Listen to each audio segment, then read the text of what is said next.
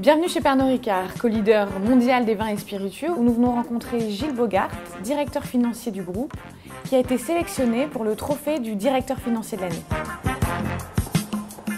Gilles Bogart, bonjour. Bonjour. Parlez-moi de votre parcours, des différentes étapes qui vous ont fait arriver jusqu'ici aujourd'hui. Alors, je suis diplômé de l'ESCP 91. J'ai ensuite travaillé 3 ans chez Arthur Andersen, où j'ai acquis les fondamentaux techniques de la finance. Puis j'ai eu envie de rejoindre un grand groupe pour avoir un projet de long cours, à long terme, dans un groupe international. Et donc, c'est à ce moment-là que j'ai rejoint Pernod Ricard.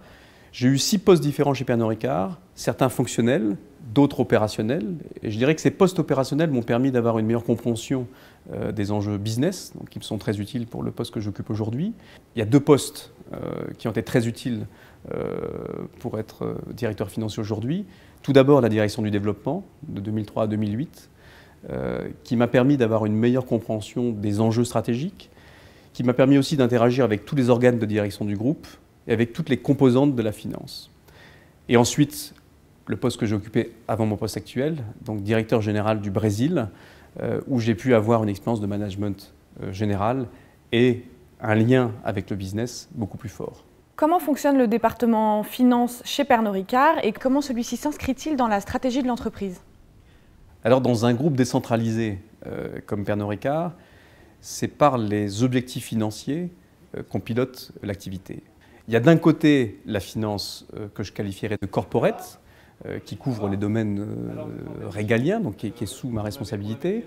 De l'autre, la finance opérationnelle, donc qui est logée dans les entités opérationnelles du groupe, qui reporte d'ailleurs aux directeurs généraux de ces entités opérationnelles, mais dont j'ai aussi la charge de l'animation générale. Quelles sont selon vous les qualités d'un bon directeur financier?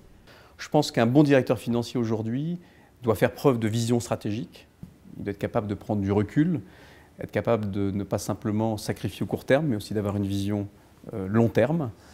Il doit avoir un sens du business très aiguisé, et notamment être capable de traduire les objectifs financiers du groupe en levier opérationnel, intelligible pour l'ensemble du business.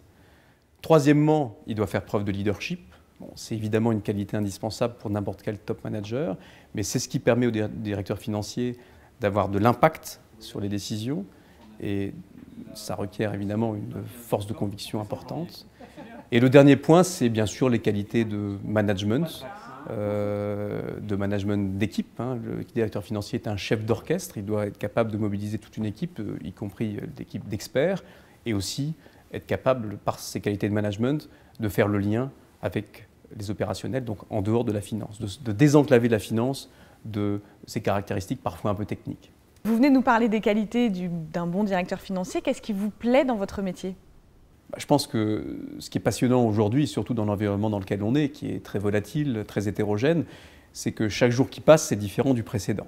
Donc ça, c'est passionnant, ça crée une certaine pression, mais c'est une pression qui, bien gérée, peut permettre de faire preuve de dynamisme, de proactivité.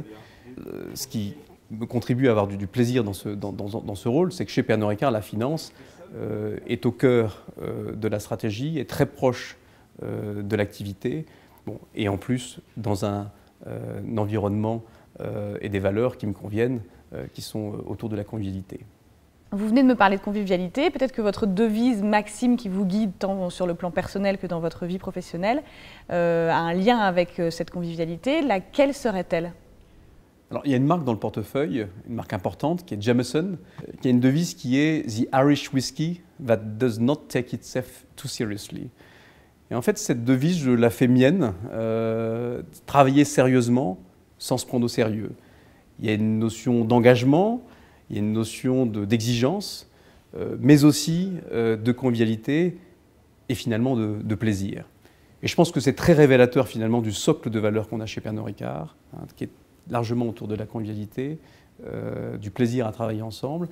Et je pense que ça n'est pas sans lien avec la performance et l'efficacité du groupe. Dans les temps qui courent, je crois que ça ne fait pas de mal de remettre un petit peu la notion de plaisir au centre du jeu. Merci de vos réponses, Gilles Bogart. Merci.